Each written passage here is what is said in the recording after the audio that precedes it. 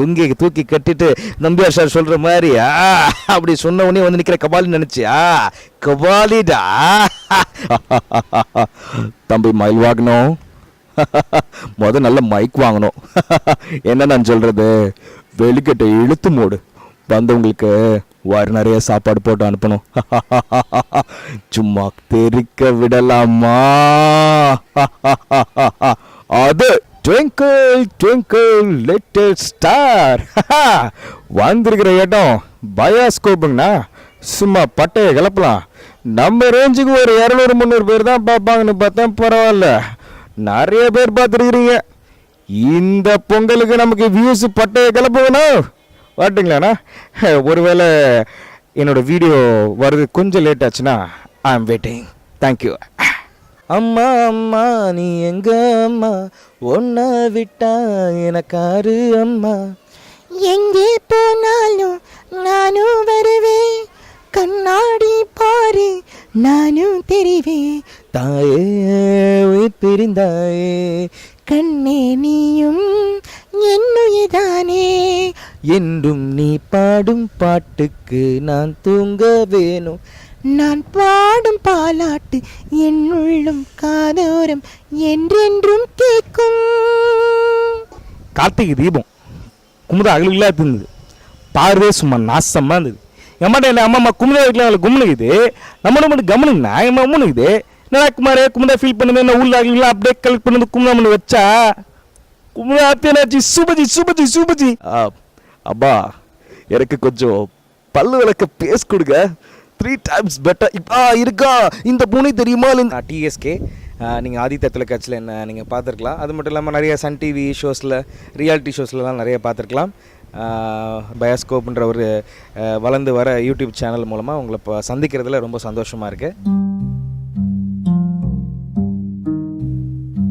Mimicry வந்து பார்த்திங்கன்னா சின்ன வயசில் நான் ஸ்கூல்லாம் படிக்கும் போது பார்த்தீங்கன்னா அந்த கிளாஸில் வாத்தியாருங்களாம் கிளாஸ்னே இருப்போம்ல, பின்னாடி உட்காந்துட்டு வர வாத்தியாருங்க என்னென்னலாம் பண்ணுறாங்க அவங்கள மாதிரி ஆக்ட் பண்ணி காமிக்கிறது. இப்போ மேக்ஸ் வாத்தியார் எப்படி பண்ணுவார், சயின்ஸ் டீச்சர் எப்படி பண்ணுவாங்க, இங்கிலீஷ் டீச்சர் எப்படி பேசுவாங்க அப்படின்றத சும்மா பசங்கள்கிட்ட சொல்லி சொல்லி ஏதாவது சிரிப்பு மூட்டுறது, டபால்னு சிரிச்சிட்டு இருப்போம். ஸோ இந்த மாதிரி தான் ஆரம்பிச்சது ஸ்டார்டிங்கில். அதுக்கப்புறம் ரோபோ சங்கர் எல்லாருக்கும் தெரியும், ரோபோ சங்கர் அண்ணன். அவரை பற்றி சொல்லணும்னா நிறைய பேருக்கு இன்க்ளூடிங் சிவகார்த்திகேயன் அண்ணாவே சொல்லியிருக்கிறாரு, நான் வந்து ஒரு மிமிக்ரிக்கு அவரை பார்த்து தான் நான் நிறைய கற்றுருக்கேன் அப்படின்லாம் சொன்னார். அதே மாதிரி தான் நானும், எனக்கு ஒரு மிமிக்ரியில் குருனா ரோபோ சங்கர்னா தான். அவரை பார்த்தா நான் ஃபஸ்ட்டு இந்த கலக்கப்போது யாருன்னு ஒரு ப்ரோக்ராமில் ஃபஸ்ட்டு எடுத்தோன்னே ஒரு எம்ஜிஆர் சார் மாதிரி, கேப்டன் சார் மாதிரிலாம் பேசினார். அதுதான் ஃபஸ்ட்டு என்னோடய ஸ்கூல் சேனலில், சரி ஸ்கூலில் நான் பெர்ஃபார்ம் பண்ணேன். அன்றைக்கி கைத்தட்டு கிடச்சிது, அந்த கைத்தட்டோட போதை தான் இவ்வளோ தூரம் அந்த மீடியாவில் இழுத்துட்டு வந்தேன். இல்லை மிமிக்ரி தான் வந்து எனக்கு தெரிஞ்சு இன்றைக்கி வந்து ஒரு காரு வாங்கி அந்த கார் மேலே இப்படி சாஞ்சிட்டு உட்காந்துட்டு அப்படி சொகுசாக வந்து பேசுகிறேன்னா அது காரணம் மிமிக்ரி தான். முதல்ல சொன்னது தான், மிமிக்ரிக்கான அங்கீகாரம் வந்து முன்னாடி ஒரு சும்மா ஒரு சின்ன பிரேக்கில் இருந்து ஒரு டீ பிரேக்குக்கு நீங்கள் உள்ளே வந்து கொஞ்சம் சமாளிங்க, ஆர்கெஸ்ட்ரா பிளேயர்ஸ்லாம் கொஞ்சம் டீ சாப்பிட போகிறாங்க அப்படின்ற இருந்த அந்த மிமிக்ரி ஆர்ட்டை இன்றைக்கி வந்து உலகம் ஃபுல்லாக வந்து பெருசாக கொண்டு வந்தது காரணம் ரியாலிட்டி ஷோஸு.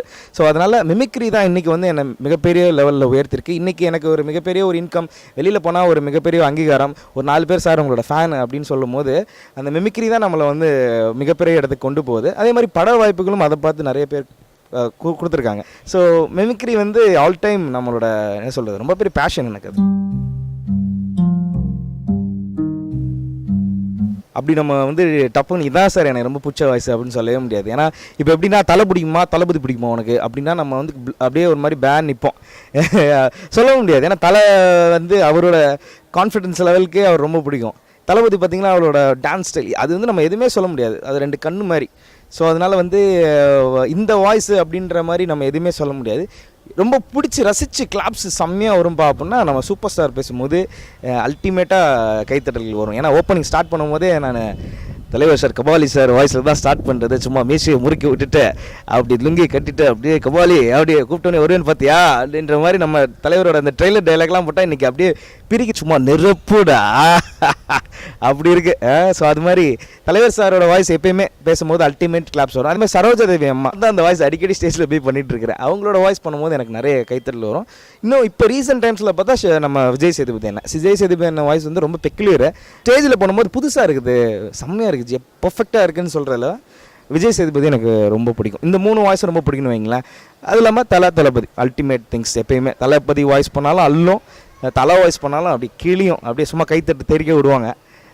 இவங்கெல்லாம் எனக்கு ரொம்ப ஃபேவரட்டான வாய்ஸ். புது ஆர்டிஸ்ட் பொதுவான விஷயம் என்னென்னா, மிமிக்ரி வந்து நிறைய பேர் எங்கள்கிட்ட கேட்பாங்க ஃபோன் பண்ணி. நிறைய பேர் வந்து எங்கள்கிட்ட கேட்பாங்க பசங்க எப்படி நான் மிமிக்ரி பண்ணுறதுன்னு. சிம்பிளான விஷயம் தான். ஒரு சில லாஜிக்ஸ் வச்சுட்டோம்னா மிமிக்ரி கற்றுக்கலாம், ஈஸியான விஷயந்தான். பட் ஆனால் என்னென்னா, எந்த ஒரு மிமிக்ரி ஆர்டிஸ்ட்டுமே நீங்கள் டிவியை பார்த்து ஒரு ரஜினி சார்னா ரஜினி சாரோட வாய்ஸை பார்த்து அப்படியே அக்யூரேட்டெல்லாம் எடுக்க முடியாது. ஒரு மிமிக்ரி ஆர்டிஸ்ட் ஆல்ரெடி பண்ணுறான் பாருங்கள், அவரை நீங்கள் பார்த்தீங்கன்னா டக்குன்னு உங்களுக்கு வந்து ஒரு 80% அவர் பண்ணுறாருன்னா அவர்கிட்டருந்து ஒரு 60% வாங்கிடலாம். அதுதான் வந்து ஃபேக்ட். இப்போ நான் விஜய் சேதுபதி வாய்ஸ் நான் பண்ண ஆரம்பித்தேன் அப்படின்னா, இப்போ நான் அவரோட படங்கள் ஒர்க் பண்ணேன். புறம்போக்குங்கிற புது உடைமைன்னு ஒரு படம் பண்ணேன். ஸோ அவர் கூட எனக்கு நிறைய காம்பினேஷன் ஷார்ட்ஸ் இருந்தது. அவர் பேசும்போதெல்லாம் நிறைய என்னடா டீ சாப்பிட்டியா, ஓய் நான் ஒன்றும் பிரச்சனை இல்லை, நான் உனே நீ சாப்பிட்றா நீ க்ரீன் டீ சாப்பிட்டு ஃபஸ்ட்டு அப்படின்னு டேக் ஒன்று என்னடா ஏதாவது டைலாக்லாம் மறந்துச்சு அப்படின்னு பயப்படுற மாதிரிலாம் ஃபீல் பண்ணியிருந்தோம்னு வச்சுக்கோங்களேன். தட்டி கொடுத்து சொல்லுவார், சும்மா நடிக்காதடா, டிவிலலாம் என்ன பேச்சு பேசுகிற நீ, ஏன்னா நடிக்கிறியா நீ, சும்மா இது மாதிரிலாம் பேசுவார். இது நம்ம அப்சர்வ் பண்ணும்போது கொஞ்சம் அப்சர்விங் கெப்பாசிட்டி இருந்தால் போதும். ஒருத்தவங்களை பார்த்து பண்ணுறது அப்படின்ற விஷயம் தான், வேறு ஒன்றும் கிடையாது. இதை பார்த்து கொஞ்சம் அப்சர்விங் கெப்பாசிட்டி, கொஞ்சம் வாய்ஸ் மாடுலேஷனு, அது பண்ணால் போதும். மிமிக்ரி வந்து ரொம்ப ஈஸியான விஷயம் தான், யார் வேணால் பண்ணலாம். நிறைய இப்போ கிளாஸஸ்லாம் எடுக்கிறாங்க மிமிக்ரிக்கு. இன்னும் கூடிய சீக்கிரத்தில் எனக்கும் அது ஆசையாக தான் இருக்குது, நிறைய பேருக்கு அது கற்றுக் கொடுக்கணும் அப்படின்னு சொல்லிட்டு. பார்ப்போம், கூடிய சீக்கிரத்தில் நடக்கணும்னு நினைக்கிறேன்.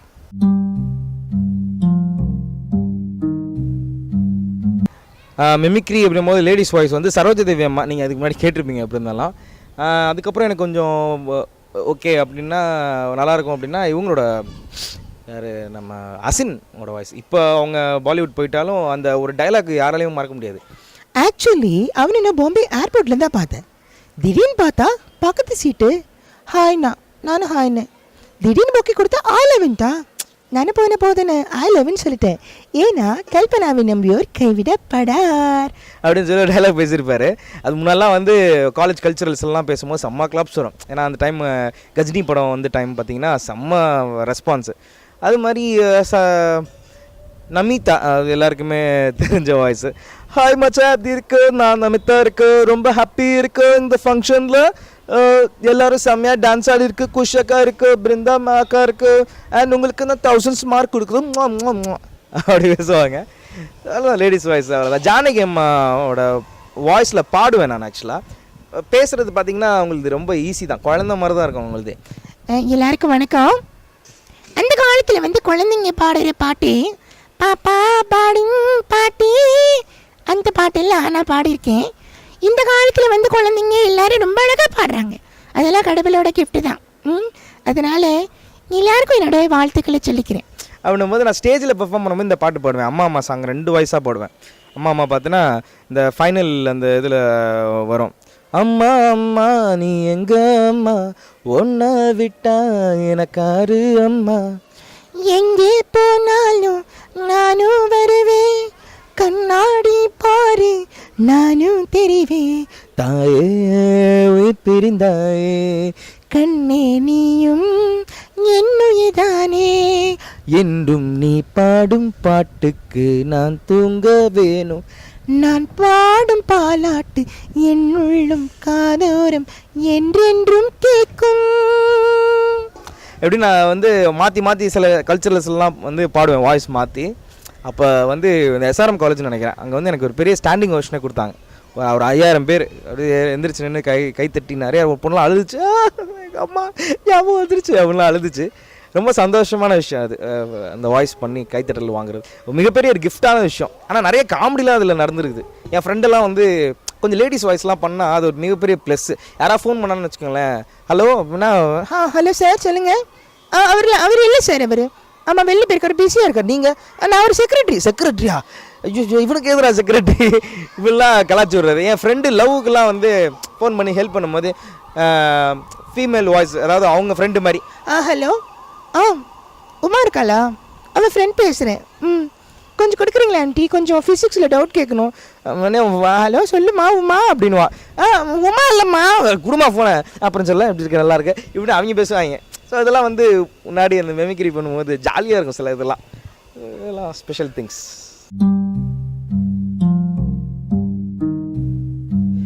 அது என்னன்னா சிங்கிங் வந்து எனக்கு சின்ன வயசுலேருந்து இன்ட்ரெஸ்ட் ஆக்சுவலாக. மிமிக்ரி மாதிரியே பாட்டு பாடுறது எனக்கு ரொம்ப பெரிய பிடிச்ச விஷயம். சின்ன வயசில் எங்கள் அம்மா அப்பாவை கேட்டுகிட்டே இருப்பேன், எனக்கு பாட்டு கிளாஸ் அனுப்புங்க, இல்லை ஒரு வேளை பாட்டு கிளாஸ்லாம் இப்போ இருந்தால் எனக்கு தெரிஞ்சு ஏர்டெல் சூப்பர் சிங்கர்ஸ்லாம் பாடி இருந்திருப்பேன் போல இருக்குது. வைல்டு கார்ட் ரவுண்டில் அப்படின்னு சொல்லி டிஎஸ்கே இப்படிலாம் வந்திருக்குமான்னு தெரில. மேபி அதான் பாடி இருந்திருப்பேன், சொல்ல முடியல. எனக்கு சிங்கிங் ரொம்ப இன்ட்ரெஸ்ட் சின்ன வயசுலேருந்து. பட் ஆனால் அதுக்கான ப்ராப்பராக வந்து கிளாஸஸ்லாம் போகல, சும்மா கேள்வி ஞானம் தான், பார்த்து கேட்டு பழகிறது தான், அந்த மாதிரி தான் பண்ணிகிட்டு இருந்தேன். அப்புறம் கொஞ்ச நாளுக்கு அப்புறமேட்டு சரி ஓகே ஒரு சாங் வந்து லைட்டாக பாடுவேன், வாய்ஸ் ஓரளவு நல்லாயிருக்கும். சிஎஸ்கேக்காக ஒரு ஆந்தம் பண்ணலான்னு சொல்லிட்டு நம்ம ஜூட் நிரஞ்சனும் பிரகாஷ் பாஸ்கர் என் ஃப்ரெண்ட்ஸ் 2 பேருமே ஒரு பாட்டு ஒன்று பாடலாம், சரி பண்ணலாம். யார் பாடுறது? நீங்கள் தான் பண்ணணும். என்ன நான் என்ன பண்ணுறது, நீங்கள் பாடுங்க அப்படின்னு சொல்லி என்னை ஃபஸ்ட்டு பாட வச்சானுங்க. எனக்கு தெரிஞ்சு சிஎஸ்கே ஆந்தம் நீங்கள் யூடியூப்பில் போட்டிங்கன்னா ஃபஸ்ட்டு அதுதான் வரும். முத பாடின நான் இண்டிபெண்டன்ட் ஆல்பம் அது. 2வது எனக்கு பிரச்சனை அப்படின்னு சொல்லி ஒரு ஆல்பம், அது நானும் நம்ம சன் மியூசிக் ரியோவும் சேர்ந்து ஒரு சாங் பண்ணியிருந்திருப்போம். யூடியூப்பில் மிகப்பெரிய ஹிட் அந்த பாட்டு. விஜய் சேதுபதி அண்ணனும் சிவகார்த்திகேயன் அண்ணனும் சேர்ந்து ரிலீஸ் பண்ண ஒரே ஒரு ஆல்பம். ஏன்னா 2 பேரும் சேர்ந்து மேக்ஸிமம் நீங்கள் பார்க்க முடியாது, ஆடியோ லான்ச்சஸில் தான் நிறைய நீங்கள் பார்க்கலாம், ஃபங்க்ஷனில் பார்க்கலாம். பட் 2 பேரும் சேர்ந்து ரிலீஸ் பண்ண ஒரே ஒரு ஆல்பம். அவரும் நம்மளுடைய நலன் குமாரசாமி அண்ணன் அவரும் ரிலீஸ் பண்ணாங்க அந்த பாட்டு. ஆக்சுவலாக மிகப்பெரிய யூடியூப்பில் ஹிட் அந்த பாட்டு. சன் மியூசிக்கில் அடிக்கடி நீங்கள் அந்த இதை பார்க்கலாம். அதனால் அது அப்புறமேட்டு இப்போ 2-3 ஆல்பம், இப்போ சிவகார்த்திகேயன் அண்ணாக்கே ஒரு எங்கள் வீட்டு பிள்ளைன்னு சொல்லி ஒரு ஆல்பம் பண்ணோம், அவருடைய பர்த்டேக்குன்னு நினைக்கிறேன். அது மிகப்பெரிய ஒரு ஹிட் ஆச்சு. தொடர்ந்து ஒரு 4-5 இண்டிபெண்டன்ஸ் சாங் பண்ணிகிட்ருக்கேன், கவர்ஸ் பாடிக்கிட்டு ஒரு ரீசெண்டாக ஒரு படத்தில் பாடியிருக்கேன். ஆக்சுவலாக இது ஒரு மிகப்பெரிய ஷாக்காக இருக்கும்னு நினைக்கிறேன். நிறைய பேர் சிங்கர்ஸ் மனசில் வந்து என்ன சொல்கிறது, இவன்லாம் பாடுறானா அப்படின்னு நினச்சிருப்பீங்க, தெரில. அது டேவிட் அண்ணன், நம்மளுடைய நண்பர் அவர், டேவிட் பரத்குமார் டிபிகே, அவர் தான் வந்து எனக்கு ஃபஸ்ட்டு வந்து ப்ளேபேக் பாடுறதுக்கு வாய்ப்பு கொடுத்தாரு ஒரு படத்தில். மாளவிகா, நம்ம சிங்கர் மாளவிகா இருக்காங்களா, சூப்பர் சிங்கர், இப்போ வந்து ப்ளேபேக் சிங்கர், அவங்களோட சேர்ந்து நான் ஒரு டுவேட் பாடியிருக்கேன் அந்த படத்தில். ஸோ இண்டிபெண்டன்ட் ஆல்பம்ஸ் அது ஆஸ் யூஷுவல் போயிட்டுருக்கு, நிறைய பண்ணிகிட்டு இருக்கணும், ஒவ்வொரு தடவையும் நிறைய பண்ணணும் எனக்கு ஆசை. ஸோ ப்ளேபேக் சிங்கராக வந்தது அது ஃப்ளூக்கில் தான் அமைஞ்சதுன்னு நினைக்கிறேன், லக்கு, அது வேறு ஒன்றும் இல்லை.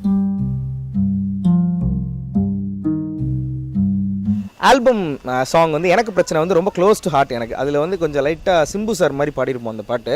கொஞ்சம் அதிலே மிமிக்ரி தான் ட்ரை பண்ணோம், ஒவ்வொன்றா ட்ரை பண்ணோம். ரஜினி சார் மாதிரி ட்ரை பண்ணேன், கேப்டன் சார் மாதிரிலாம் கூட ட்ரை பண்ணோம், ஒவ்வொரு மாதிரிலாம் ட்ரை பண்ணோம், விடிவி கணேஷ் மாதிரி ட்ரை பண்ணோம். பட் சிம்பு சாரோட வாய்ஸ் பண்ணும்போது அது நல்லா இருந்தது. அதில் ஒரு வரி வரும், அதில் எப்படி வரும்னா, சாஃப்ட்வேர் கம்பெனியில் சாப்பிட்டு தூங்குறியே செல்லம் கவனிடி மாமா இங்கே லோன்லிடி, கண்ணு மேல மைய புட்டு வாயில நீ போய் பேசி ஏமாத்தி புட்ட, நானும் ஒன்னால கேட்டேன் ஒன்னா நான், இந்த மாதிரி ஒரு வரி கேட்கும் போதே நல்லாயிருக்கும். ஃபஸ்ட்டு ஓப்பனிங்கே இப்படி தான் ஆரம்பிக்கும், கொலுசு பொட்டு வச்சு சலக்கு நடக்கும்போது ராணி நீ தாண்டி உன் ராஜா நான் தாண்டி, ஸ்கூட்டியில் போகும்போது ஊட்டிய பில் போல நீயும் பியூட்டி தானடி, நீ மைய கண்ணாடி கண்ணுக்குள்ள நீயும் இப்ப கப்பல் ஓட்டாத, சாரி பிரதர் கமிட்டடுன்னு கழட்டி விடாத, தாடி வச்ச டாடி கிட்ட போட்டு விடாத, சாவடிக்காத என்ன சாவடிக்காத, எப்படி வரும். அதே மாதிரி இன்னொரு வரி ரொம்ப சூப்பரான வரி, மாங்குயிலே பூங்குயிலே செய்தி ஒன்று கேளு, உன் மாமங்கிட்ட பேசணுன்னா குடு மிஸ்டு காலு, மனசுக்குள்ள உனக்கு என்ன நெசரியான்னு நினைப்பா, இந்த மாமனை விட உனக்கு யாரு வசதியா கிடப்பா, அங்கே இங்கே அலைய